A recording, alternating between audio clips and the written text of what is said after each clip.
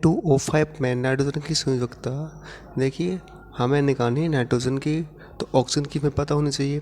पता है आपको ऑक्सीजन की होती है आपकी, ऑक्सीजन की संयोजकता होती है इक्वल टू -2, क्योंकि यह 2 इलेक्ट्रॉन लेता है किसी भी तत्व के परमाणु से। तो इसमें N2 की हो जाएगी 2 × x प्लस -2 मल्टीप्लाई 5, ठीक है। तो 2x - कितने हो 10 इक्वल टू 0 और 2x equal to 10, x equal to 10/2 equal to 5। तो कितनी हो गई? तो N2O5 में नाइट्रोजन की संयोजकता होगी आपकी ऑप्शन नंबर डी, ठीक है। KCl में पोटेशियम और क्लोरीन के परमाणु के मध्य बंध होता है। देखिए पोटेशियम में जो क्लोरीन पोटेशियम होता है उसका जो परमाणु क्रमांक होता है वो होता है 19। तो इसके जो इलेक्ट्रॉन विन्यास होता है 2881। तो इसके बाहरी सेल में कितना 1 इलेक्ट्रॉन हो गया। और जो क्लोरीन होती है उसके जो बाहरी सेल में होते हैं 287। अगर पोटेशियम इलेक्ट्रॉन त्याग करके क्लोरीन को देगा तो क्लोरीन का अष्टक पूरा हो जाएगा। तो जो एक तत्व का परमाणु इलेक्ट्रॉन त्याग करता है तो उसके मध्य होता है वैध संयोजक बंध, ऑप्शन ए। निम्न में से कौन सा पदार्थ सहसंयोजक है? देखिए सहसंयोजक होने के लिए आपस में 1 या 2 इलेक्ट्रॉन का साझेदारी का होना जरूरी है। तो KCl में कैल्शियम जो होता है, कैल्शियम होता है आपका परमाणु क्रमांक 40। तो इसका जो परमाणु क्रमांक होगा 20। तो जो इलेक्ट्रॉन विन्यास बनेगा 288 और 2। तो बाहरी सेल में इसके में 2 इलेक्ट्रॉन है, जो इलेक्ट्रॉन को जो त्याग कर देगा, जिससे क्लोरीन के दोनों परमाणुओं के अष्टक पूरे जाएंगे। तो ये हो गया आपका वैध संयोजक बंध। अब आता है BH2O। तो H2 में क्या है, H के बाहरी सेल में 1 इलेक्ट्रॉन होते हैं और यहाँ पर हाइड्रोजन के कितने 2 परमाणु हैं। तो ऑक्सीजन जो है इनसे 1 इलेक्ट्रॉन का साझा करके अपना अष्टक पूरा करता है। तो जहाँ पर इलेक्ट्रॉन को साझा होगा वो वहाँ पर होगा सहसंयोजक बंध, ऑप्शन आपका बी। निम्न अणु में उपसंयोजक बंध होता है।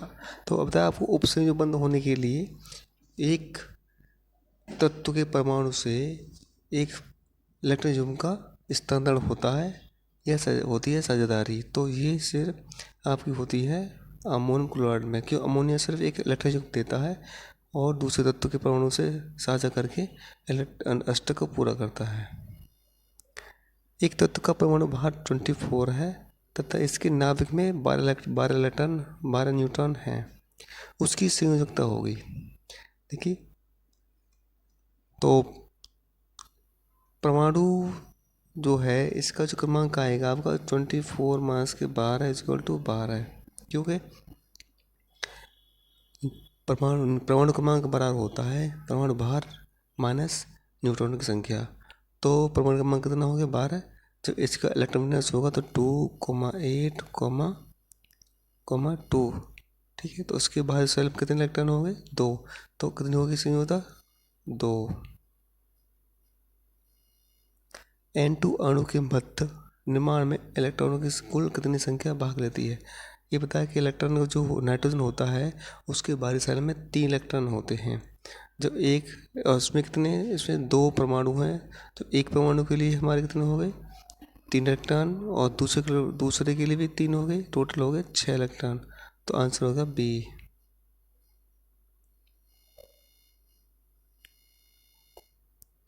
सहसंयोजी यौगिकों में 2 परमाणु के मध्य अधिकतम सहसंयोजी बंधों की संख्या कितनी होती है? किसी भी तत्व के परमाणु के मध्य अधिक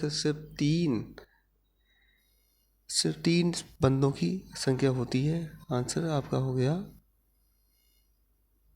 3। पोटेशियम परमैंगनेट में मैग्नीज की सहसंयोजकता क्या होगी? तो ये पोटेशियम परमैंगनेट है कि MnO4, इसको हम लाल दवा भी कहते हैं। तो पता है पोटेशियम की जो बाहरी सेल होती है उसमें बाहरी साइड में एक इलेक्ट्रॉन होता है, तो उसमें एक हो गया। मैंने इसकी हमें निकालनी है तो इसको x मान लेंगे। ऑक्सीजन की पता आपको 2 होती है, माइनस माइनस की 2, और 4 इसके परमाणु हैं, तो 2 माइनस के 2 multiply 4 equal to 1 plus x plus 8, फिर माइनस के 8, तो x माइनस के 7 इक्वल टू 0, तो x बराबर 7। तो इसकी जो पोटेशियम परमैंगनेट में मैग्नीज की जो संयोजकता होती है वो होगी आपकी 7, आंसर डी। विद्युत संयोजक बंद होता है सोडियम क्लोराइड में, आंसर ए।